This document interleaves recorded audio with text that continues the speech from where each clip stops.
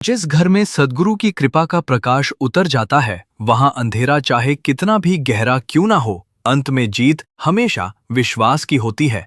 जिस हृदय में सच्चा प्रेम, सच्ची सेवा और सच्चा समर्पण बस जाता है, वहां स्वयं मालिक अपने चरणों की आहट छोड़ जाते हैं।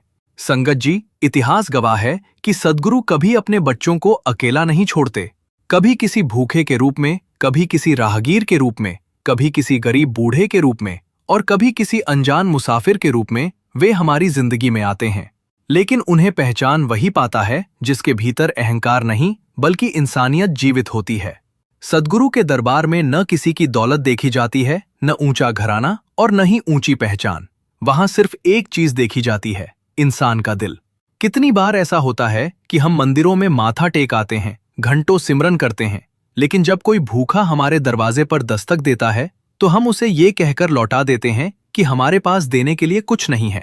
शायद उसी पल हमारी सबसे बड़ी परीक्षा शुरू हो चुकी होती है और हमें इसका एहसास भी नहीं होता। संगत जी, आज जो सच्ची साखी आप सुनने जा रहे हैं वो केवल एक कहानी नहीं है। ये एक ऐसे बेटे की जीवन गाथा है जिसने गरीबी में जन्म लिया, भूख में जीवन बिताया, लेकिन इंसानियत का दामन कभी नहीं छोड़ा। ये उस माँ की कहानी है जिसने खुद भूखी रहकर अपने बेटे को खिलाया, लेकिन मालिक का नाम कभी नहीं छोड़ा। और ये उस रहस्यमयी बूढ़े की कहानी है जिसकी असली पहचान जानकर आपकी आंखें भी नम हो जाएंगी। लेकिन सावधान, इस साखी को केवल कहानी समझकर मत सुनिए। हो सकता है आज जो संदेश आपको मिलने वाला है वही आपकी जिंदगी की दिशा बदल दे। हो सकता है आज आपको ये एहसास हो जाए कि सद्गुरु आपकी परीक्षा किस तरह लेते हैं। और हो सकता है आज के बाद जब भी कोई जरूरतमंद आपके दरवाजे पर आए तो आपको इस साखी की हर बात याद आने लगे। संगत जी, अगर आपका विश्वास भी मालिक पर अटूट है, अगर आपको भी यकीन है कि सद्गुरु आज भी अपने बच्चों का हाथ कभी नहीं छोड़ते, तो अभी इसी समय इस वीडियो को एक प्यार भरा लाइक जरूर कर दीजिए। कमेंट बॉक्स में पूरे प्रेम और श्रद्धा के साथ राधा स्वामी जी अवश्य लिखिए। अगर आपने अभी तक हमारे परिवार का हिस्सा नहीं बने हैं तो चैनल को सब्सक्राइब कर लीजिए और साथ ही बेल आइकॉन दबाकर ऑल पर जरूर क्लिक कर दीजिए, ताकि ऐसी हृदय को छू लेने वाली सच्ची साखियां सबसे पहले आप तक पहुंच सकें। अब अपने मन को शांत कर लीजिए, मालिक का स्मरण कीजिए और इस भावुक साखी में पूरी श्रद्धा के साथ प्रवेश कीजिए। राधा स्वामी जी। मेरा नाम हरजिंदर सिंह है। मैं पंजाब के एक छोटे से गांव में पैदा हुआ था। आज जब मैं अपने जीवन के बीते हुए पन्नों को पलटता हूं तो लगता है कि जैसे हर पन्ने पर आंसुओं की स्याही से कोई कहानी लिखी हुई थी। मेरे पिताजी मुझे इतना भी बड़ा नहीं देख पाए कि मैं उन्हें ठीक से पहचान सकूं। बचपन में ही वो इस संसार को छोड़कर चले गए। उनके जाने के बाद हमारे छोटे से कच्चे घर की दीवारें तो खड़ी रहीं, लेकिन घर की खुशियां जैसे उनके साथ ही चली गईं। मेरी माँ, वही मेरी दुनिया थी, वही मेरा साहस थी, वही मेरा भगवान थी। उन्होंने कभी मुझे ये महसूस नहीं होने दिया कि मेरे सिर से पिता का साया उठ चुका है। सुबह सूरज निकलने से पहले उठ जाती, सबसे पहले स्नान करके मालिक का नाम सिमरन करती, फिर मेरी तरफ देखकर मुस्कुरा देती, मानो कह रही हों, जब तक मालिक का हाथ सिर पर है हमें किसी बात का डर नहीं। उसके बाद वो खेतों में मजदूरी करने चली जाती। कई बार मैं उनींदी आंखों से उन्हें दूर तक जाता हुआ देखता रहता। उनके पैरों में टूटी हुई चप्पलें होती, हाथों की हथेलियां फटी हुई होती, कपड़ों पर पुराने पैबंद लगे होते, लेकिन चेहरे पर शिकायत का एक भी निशान नहीं होता। शाम को जब वो लौटती तो उनके पैरों में सूजन होती, शरीर थककर टूट चुका होता, लेकिन जैसे ही मुझे देखती चेहरे पर मुस्कान आ जाती। आ गया मेरा शेर। मैं दौड़कर उनसे लिपट जाता। वो अपने आंचल से मेरे माथे का पसीना पोंछती और पूछती, आज मालिक का नाम लिया था ना? मैं मुस्कुराकर सिर हिला देता। हमारे घर की गरीबी इतनी गहरी थी कि कई कई दिन सिर्फ सूखी रोटियों और नमक से गुजर जाते। कभी दाल होती तो सब्जी नहीं, कभी सब्जी होती तो आटा खत्म हो जाता। लेकिन एक बात मैंने कभी नहीं देखी, मेरी माँ ने कभी शिकायत नहीं की। एक रात की बात मुझे आज भी शब्द शब्द याद है। घर में केवल 2 रोटियां बची थीं। माँ ने दोनों रोटियां मेरी थाली में रख दी। मैंने पूछा, माँ तुम नहीं खाओगी? उन्होंने मुस्कुराकर कहा, मैं खेत में खाकर आई हूं बेटा। मैंने विश्वास कर लिया। लेकिन आधी रात को मेरी आंख खुली तो देखा माँ चुपचाप घड़े का पानी पीकर फिर लेट गईं। तब मुझे समझ आया, उन्होंने झूठ बोला था। उन्होंने पूरा दिन कुछ नहीं खाया था। उस दिन पहली बार मुझे गरीबी से नफरत हुई। मैंने उसी रात मन ही मन ठान लिया, अब चाहे मुझे कितनी भी मेहनत करनी पड़े, मैं अपनी मां को कभी भूखा नहीं सोने दूंगा। समय धीरे धीरे आगे बढ़ता गया। मैं बड़ा होने लगा। अब मैं भी खेतों में मजदूरी करने जाने लगा था। सुबह मां के साथ निकलता और शाम को उनके साथ ही लौटता। रास्ते भर मां मुझे सिर्फ एक बात समझाती, हरजिंदर, मेहनत करने वाला कभी गरीब नहीं होता। गरीब वो होता है जिसके दिल से मालिक का नाम चला जाए। मैं उनकी बातें सुन तो लेता, लेकिन कभी कभी मन के भीतर सवाल उठ ही जाता, अगर मालिक इतने दयालु हैं तो हमारी हालत ऐसी क्यों है? गांव के दूसरे लोग तो मेहनत भी कम करते थे, फिर भी उनके घरों में खुशियां थीं। हमारे हिस्से में ही इतनी परीक्षाएं क्यों थीं? एक दिन आखिर मैंने मां से पूछ ही लिया, मां, क्या मालिक हमें भूल गए हैं? मां कुछ पल के लिए रुक गईं। उन्होंने आसमान की तरफ देखा, फिर मेरी आंखों में देखते हुए बोली, नहीं बेटा, मालिक किसी को नहीं भूलते। वो सिर्फ अपने सबसे प्यारे बच्चों की परीक्षा थोड़ी लंबी लेते हैं। मैंने पूछा, अगर परीक्षा बहुत लंबी हो जाए तो? मां मुस्कुराई, तो समझ लेना इनाम भी बहुत बड़ा मिलने वाला है।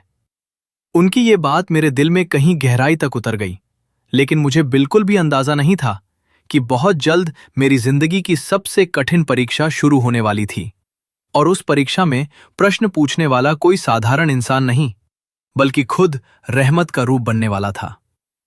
समय धीरे धीरे अपनी रफ्तार से आगे बढ़ रहा था, लेकिन हमारे घर की हालत जैसे वहीं ठहर गई थी। हर सुबह उम्मीद लेकर निकलते और हर शाम थकान और अधूरी जरूरतों के साथ लौट आते। फिर भी मां के चेहरे पर कभी शिकन नहीं आती थी। कई बार मुझे लगता था कि आखिर उनके भीतर इतनी हिम्मत आती कहां से है। एक दिन खेत से लौटते समय मैंने देखा कि मां के पैरों से खून निकल रहा था। उनकी पुरानी चप्पल पूरी तरह टूट चुकी थी। रास्ते के छोटे छोटे पत्थर उनके तलवों को चीर रहे थे। मैंने घबराकर कहा, मां, बैठ जाओ, मैं तुम्हें घर तक सहारा देकर ले चलता हूं। मां मुस्कुराई और बोली, नहीं बेटा, अभी बहुत काम बाकी है। दर्द तो शरीर को होता है, लेकिन अगर मन मालिक के नाम में लगा रहे तो आधा दर्द अपने आप चला जाता है। मैं कुछ नहीं बोला। उस दिन पहली बार मैंने चोरी छिपे आंसू पोंछे। घर पहुंचकर मैंने देखा कि मां ने अपने घायल पैरों को धोया भी नहीं। सबसे पहले दीपक जलाया, दोनों हाथ जोड़कर सिमरन किया और फिर मेरे लिए रोटियां बनाने लगी। मैंने कहा, मां, पहले अपने पैरों पर दवाई लगा लो। उन्होंने मुस्कुराकर कहा, जिस घर में बेटा भूखा बैठा हो वहां मां पहले अपने घाव नहीं देखती। उनकी ये बात मेरे सीने में तीर की तरह उतर गई। उस रात मैं बहुत देर तक सो नहीं पाया। मैंने आसमान की ओर देखते हुए पहली बार मालिक से कहा, अगर मेरी मेहनत कम है तो मुझे और मेहनत दे दो, लेकिन मेरी मां के हिस्से का दर्द मुझे दे दो। शायद उस रात मेरी आवाज ऊपर तक पहुंची थी, लेकिन मुझे नहीं पता था कि जवाब इतनी जल्दी मिलने वाला है। कुछ ही दिनों बाद आसमान का रंग बदल गया। काले बादलों ने पूरे गांव को घेर लिया। लगातार 3 दिन तक ऐसी बारिश हुई कि खेत तालाब बन गए। लोग अपने पक्के घरों में भी डरने लगे थे। हमारा घर तो कच्ची मिट्टी का था। छत जगह जगह से टपक रही थी। दीवारों में दरारें पड़ चुकी थीं। मैं और मां एक कोने में बैठे थे। हमने पुराने बर्तन रख दिए थे ताकि छत से टपकता पानी उनमें भरता रहे। चारों तरफ सिर्फ बारिश की आवाज थी। बिजली की कड़क इतनी तेज थी कि पूरा घर कांप उठता। मैं मां को देख रहा था। वो आंखें बंद किए सिमरन कर रही थी। इतनी मुसीबत में भी उनके होठों पर मालिक का नाम था। लेकिन उस रात मेरे भीतर कुछ टूटने लगा था। मैं अचानक बोल पड़ा, मां, आखिर कब तक? उन्होंने आंखें खोली। मैंने गुस्से में कहा, हमने किसी का क्या बिगाड़ा है? हम चोरी नहीं करते, झूठ नहीं बोलते, किसी का बुरा नहीं चाहते, फिर भी हर दुख हमारे हिस्से में ही क्यों आता है? मां चुप रही। मैं पहली बार इतना टूट चुका था कि अपने शब्दों पर नियंत्रण नहीं रख पाया। क्या सच में मालिक हमारी सुनते हैं? कमरे में सन्नाटा छा गया। सिर्फ बारिश की बूंदें मिट्टी की छत पर गिर रही थीं। मां की आंखों में आंसू आ गए। उन्होंने धीरे से मेरा हाथ अपने हाथ में लिया। बेटा, कभी भी दुख की घड़ी में मालिक पर सवाल मत उठाना। इंसान जब सबसे ज्यादा टूटता है, तभी मालिक उसके सबसे ज्यादा करीब होते हैं। मैंने मुंह फेर लिया। मुझे अपनी ही बातों पर शर्म आ रही थी। मैंने पहली बार अपनी मां का दिल दुखाया था। रात गहरी होती चली गई। आसमान में बादल पहले से ज्यादा गरजने लगे। हवा इतनी तेज चल रही थी कि ऐसा लग रहा था जैसे हमारा छोटा सा घर किसी भी पल गिर जाएगा। तभी ठक ठक ठक, दरवाजे पर किसी ने दस्तक दी। मेरे पूरे शरीर में सिहरन दौड़ गई। मैंने मां की तरफ देखा। इतनी भयानक बारिश में आधी रात को हमारे घर कौन आ सकता था? मां ने धीरे से कहा, जाकर देख बेटा। मैं कांपते हुए दरवाजे तक पहुंचा। जैसे ही कुंडी खोली, मेरे सामने एक बूढ़ा आदमी खड़ा था। सफेद पुराने कपड़े पूरी तरह भीग चुके थे। हाथ में लकड़ी की लाठी थी। चेहरे पर लंबी सफेद दाढ़ी। लेकिन सबसे अलग थीं उनकी आंखें। इतनी शांत, इतनी करुणामयी कि कुछ पल के लिए बारिश की आवाज भी जैसे थम गई। उन्होंने बहुत धीमी आवाज में कहा, बेटा, अगर आज की रात अपने इस छोटे से घर में मुझे थोड़ी सी जगह मिल जाए तो बड़ी मेहर होगी। मैं कुछ बोल ही नहीं पाया। मेरे मन में एक ही बात घूम रही थी। हमारे पास तो खुद बैठने की जगह मुश्किल से थी। घर में खाने के लिए भी बस 2 सूखी रोटियां बची थीं। मैं पीछे मुड़ा और धीरे से मां से कहा, मां, हमारे पास तो कुछ भी नहीं है। मां तुरंत उठी। उन्होंने बिना एक पल सोचे दोनों हाथ जोड़ दिए। आइए बाबा जी, ये घर हमारा नहीं, मालिक का है। बूढ़े बाबा अंदर आए। उन्होंने चारों तरफ नजर दौड़ाई। मिट्टी की दीवारें, टपकती हुई छत, एक पुरानी चारपाई, एक बुझता हुआ दिया और कोने में रखा वो छोटा सा चूल्हा जिस पर आज आखिरी बार आटा गूंथा जाने वाला था। मां ने तुरंत चूल्हा जलाया। मैंने धीरे से कहा, मां, अगर इन्हें रोटियां दे दी तो कल हमारे पास खाने के लिए कुछ भी नहीं बचेगा। मां ने मेरी तरफ देखा। उनकी आंखों में वही अपनापन था। हरजिंदर, याद रख, भूखे को कभी मना मत करना। हमें नहीं पता कौन किस रूप में हमारे दरवाजे पर आता है। मैं चुप हो गया। कुछ ही देर में मां ने घर की आखिरी 2 रोटियां बनाई। उन्होंने उन दोनों रोटियों के साथ थोड़ा सा नमक और प्याज रखा और पूरा खाना उस बूढ़े बाबा के सामने रख दिया। मैं अवाक उन्हें देखता रह गया। बाबा जी ने रोटी उठाई, लेकिन खाने से पहले उन्होंने मां की तरफ देखा। उनकी आंखों में जैसे सम्मान और करुणा दोनों एक साथ उतर आए थे। उन्होंने पहला कौर खाया, फिर मेरी तरफ देखकर मुस्कुराए। बेटा, तू बहुत परेशान है। मैं अपने आप को रोक नहीं पाया। परेशान कैसे ना हों बाबा जी? पूरी जिंदगी मेहनत की, फिर भी घर में गरीबी है। मां ने कभी पेट भर खाना नहीं खाया। आज घर की आखिरी रोटियां भी हमने आपको दे दी। कल क्या होगा मुझे कुछ समझ नहीं आता। कमरे में फिर सन्नाटा छा गया। बारिश अब भी लगातार हो रही थी। बूढ़े बाबा ने रोटी का छोटा सा टुकड़ा तोड़ा, आंखें बंद की और फिर मेरी तरफ देखकर बोले, अगर कल सुबह तेरे पास खाने के लिए एक दाना भी ना बचे, तब भी क्या तू मालिक पर उतना ही भरोसा करेगा जितना आज करता है?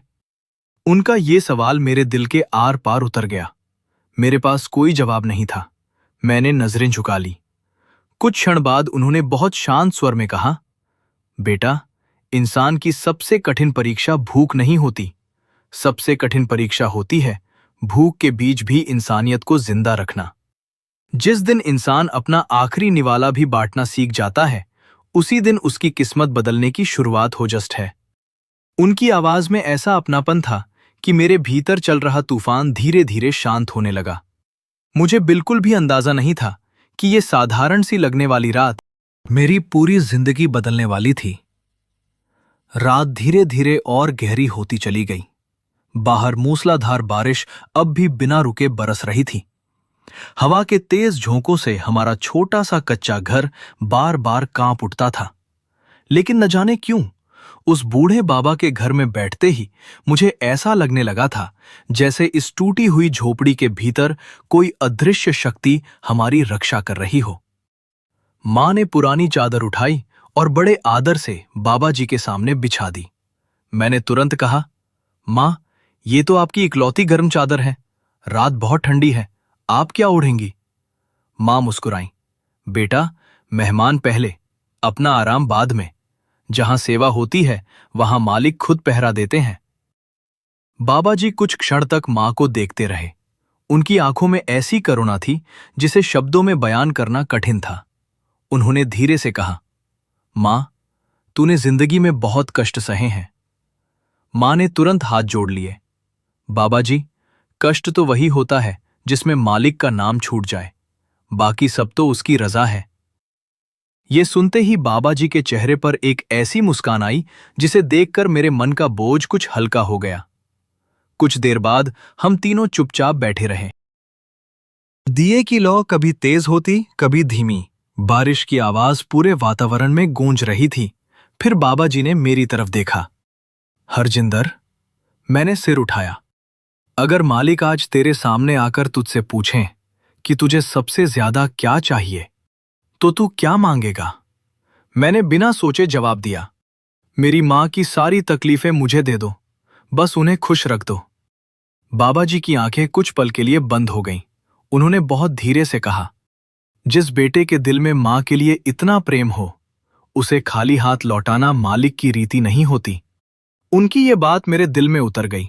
कुछ देर बाद मां ने कहा, बेटा, अब बाबा जी को आराम करने दो। मैं एक कोने में लेट गया। मां दीवार के सहारे बैठकर धीरे धीरे सिमरन करने लगी। उनकी माला के मनके चल रहे थे और होठों पर सिर्फ एक ही नाम था, राधा स्वामी, राधा स्वामी। धीरे धीरे मेरी आंख लग गई।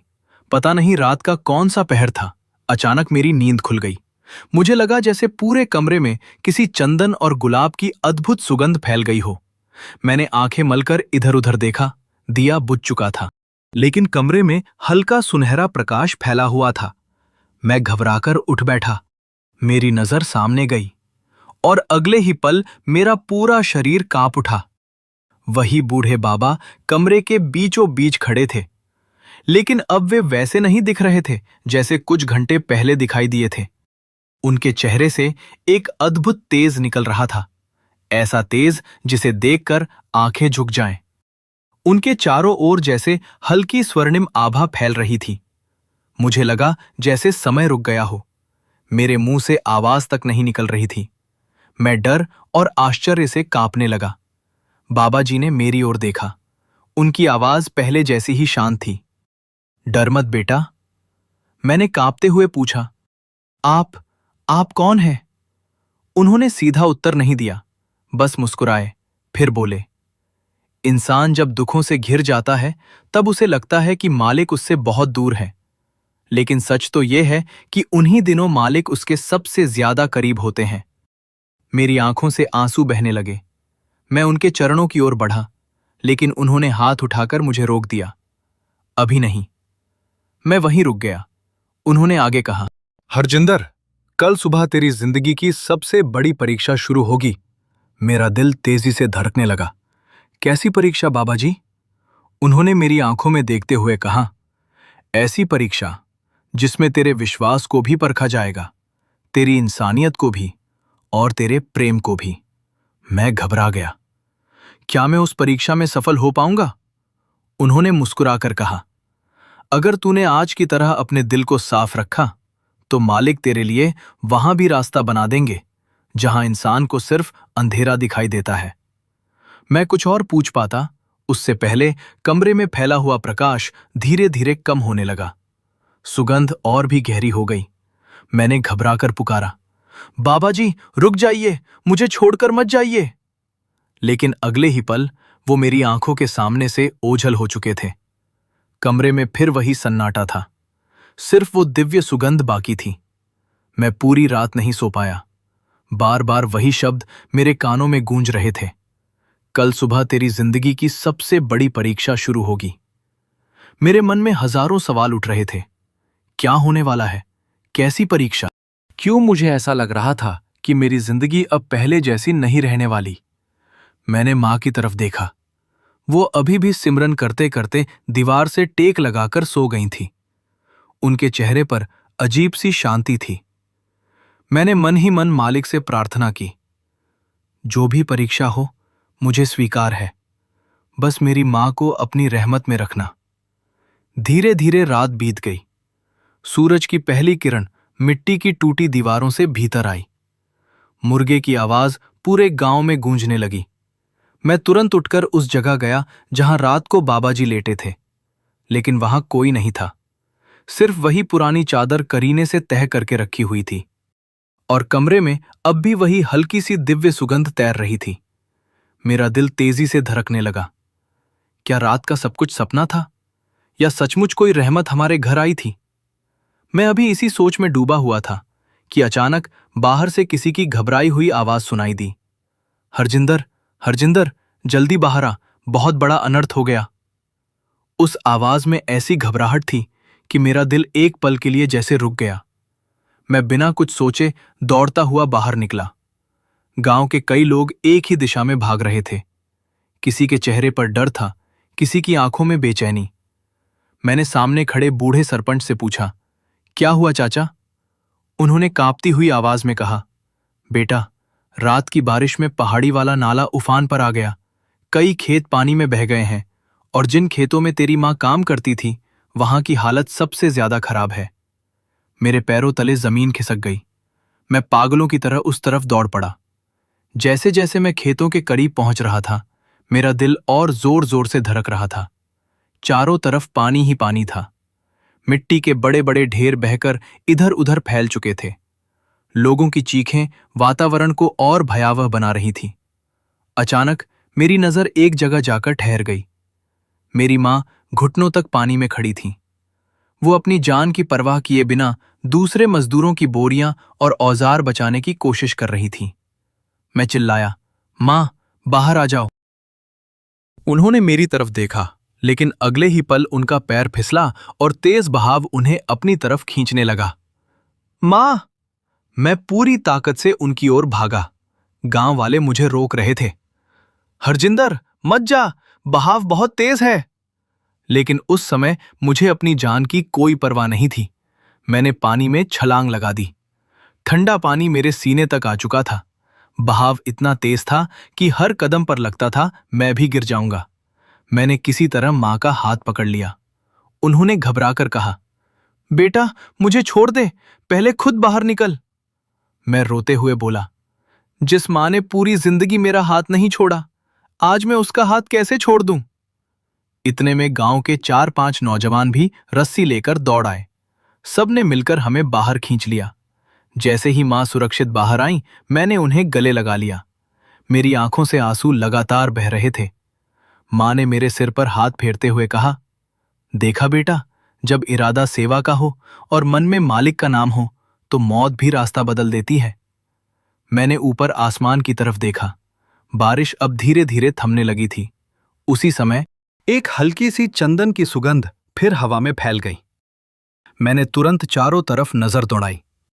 कुछ दूरी पर एक बूढ़ा आदमी खड़ा था। सफेद कपड़े, हाथ में लाठी और चेहरे पर वही शांत मुस्कान। मेरा दिल धड़क उठा। बाबा जी! मैं उनकी तरफ भागा, लेकिन जब मैं वहां पहुंचा, वो जगह खाली थी। सिर्फ भीगी हुई मिट्टी पर लाठी का एक निशान बना हुआ था। मैं वहीं घुटनों के बल बैठ गया। मेरे होठ अपने आप कांपने लगे। क्या सचमुच आप यहीं थे?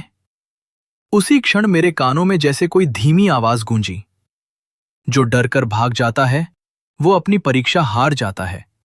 जो प्रेम के लिए खड़ा रहता है उसका हाथ मालिक कभी नहीं छोड़ते। मैंने आंखें बंद कर ली। मेरे भीतर एक नई शक्ति जाग चुकी थी। अब मुझे गरीबी से डर नहीं लग रहा था, मुसीबत से भी नहीं, क्योंकि पहली बार मुझे एहसास हुआ कि जब तक विश्वास जीवित है तब तक इंसान कभी अकेला नहीं होता। उस शाम मैं और मां घर लौटे।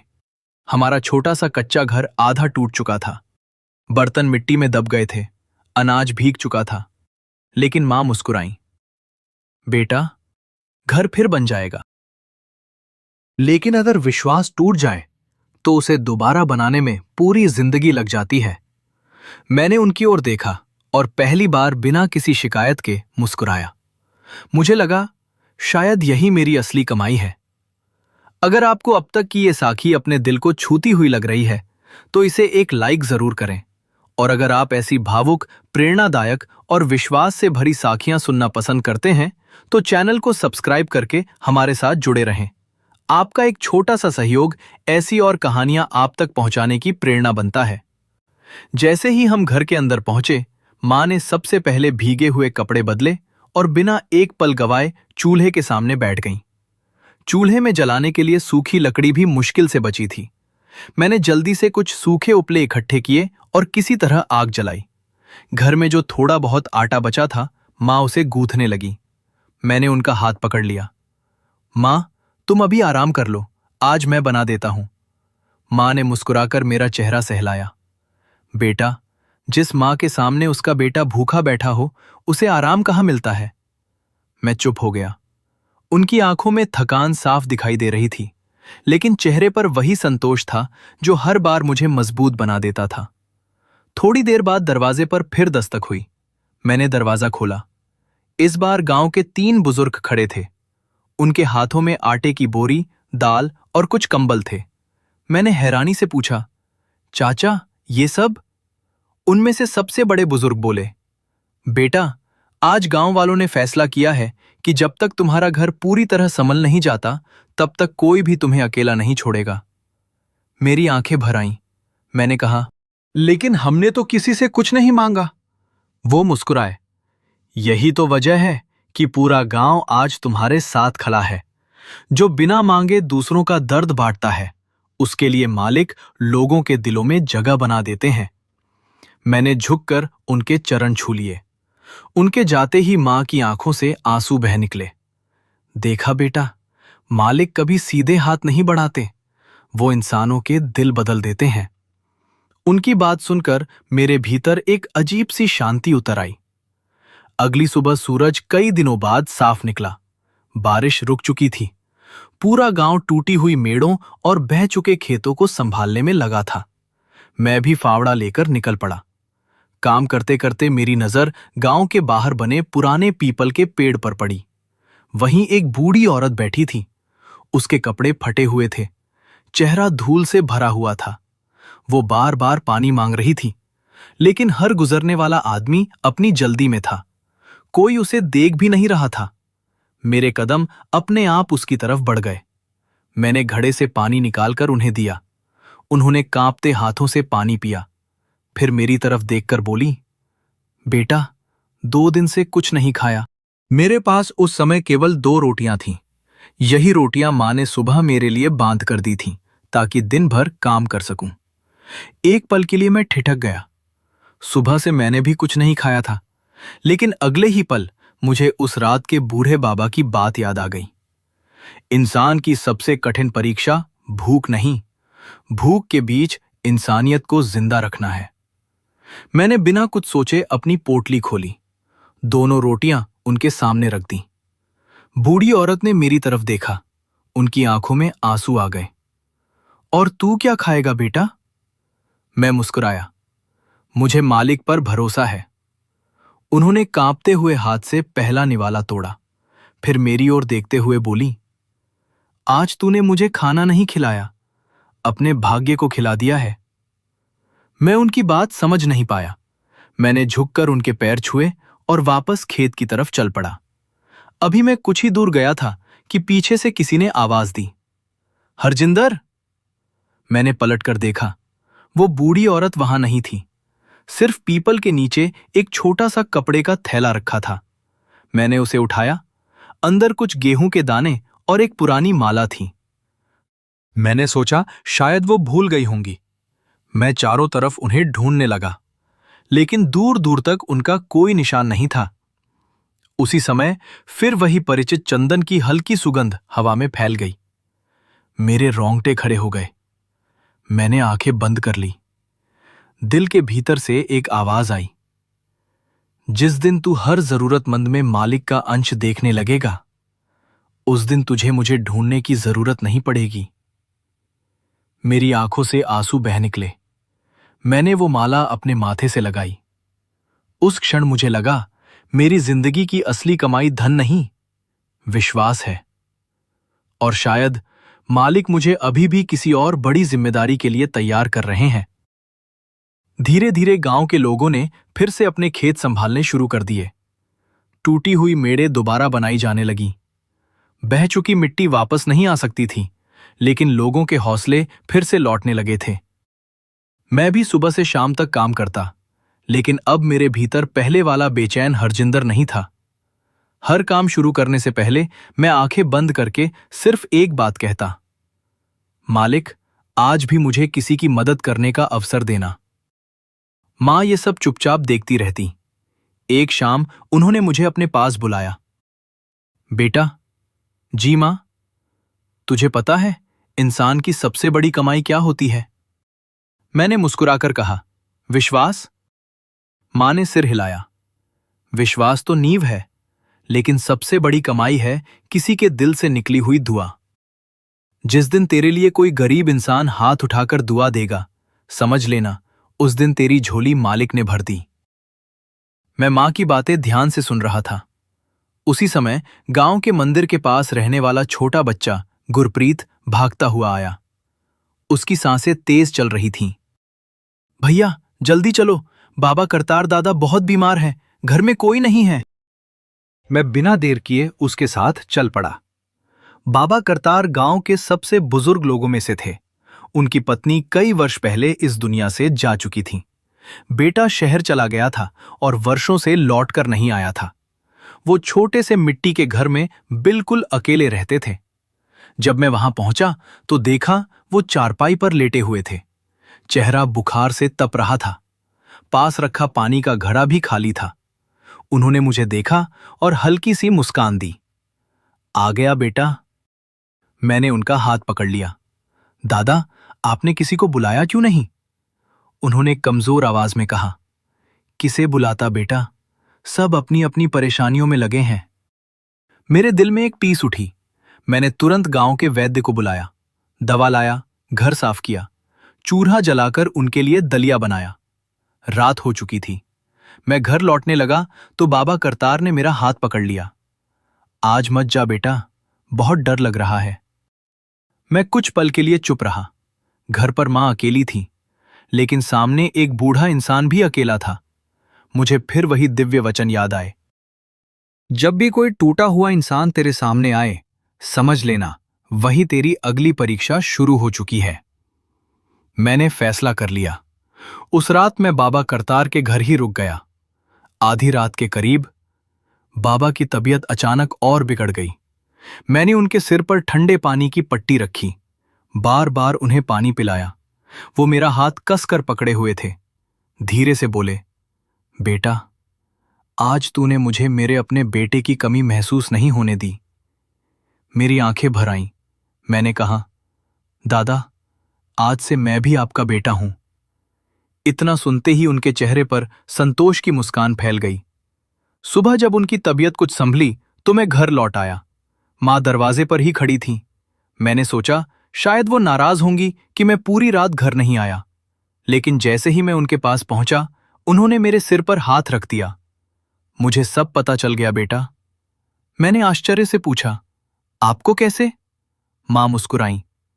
रात सपने में एक तेजस्वी महापुरुष आए थे। उन्होंने कहा, चिंता मत करना, तेरा बेटा सही जगह पर है।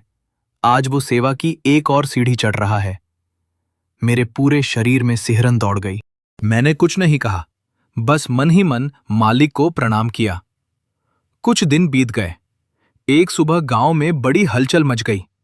दूर के शहर से कुछ व्यापारी आए थे।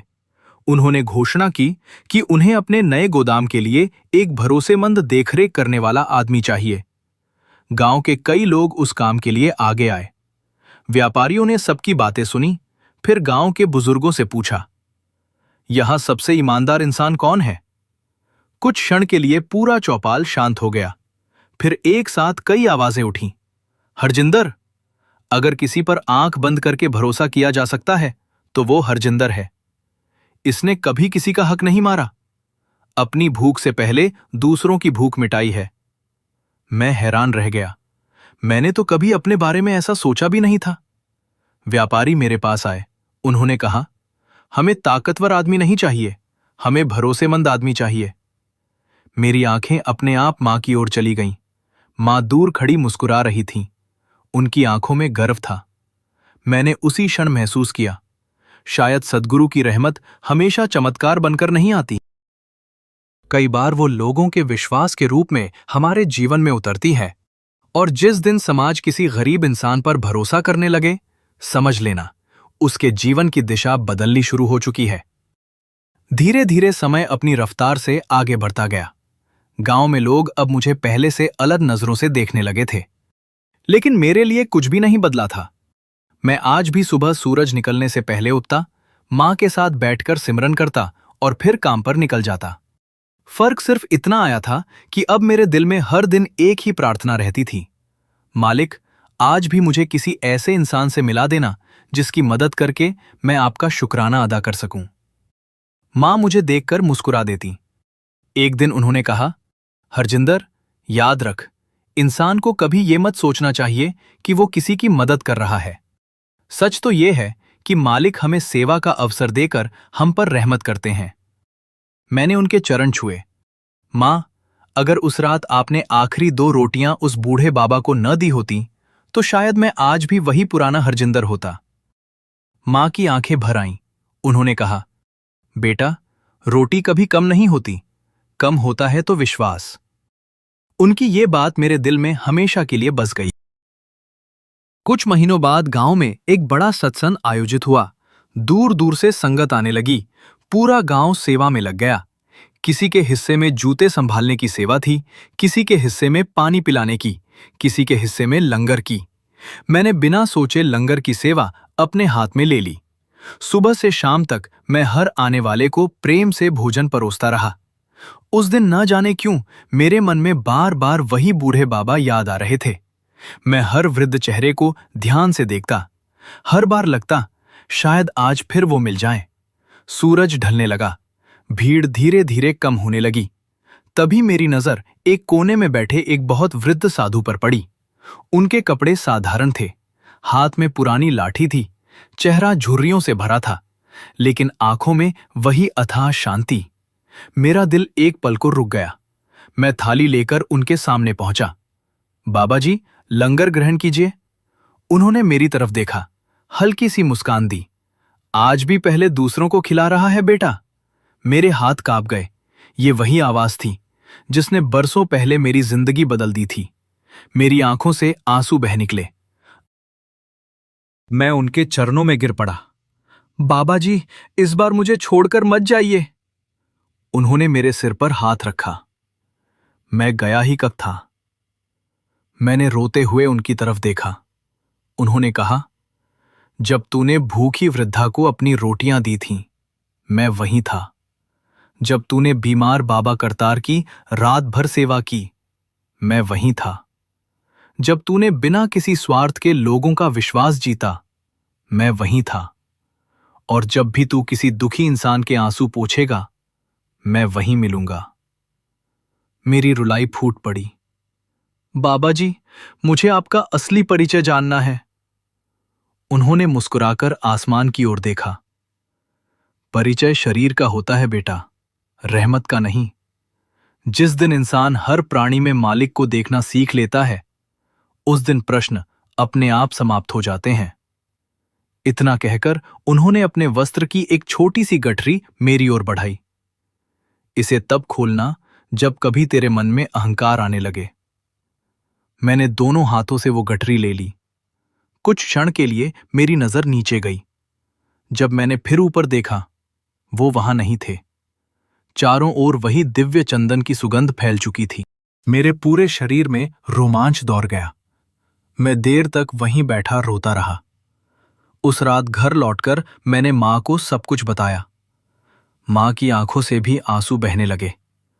उन्होंने दोनों हाथ जोड़कर कहा, बेटा, तू बहुत भाग्यशाली है। हर किसी को ऐसी रहमत देखने का अवसर नहीं मिलता।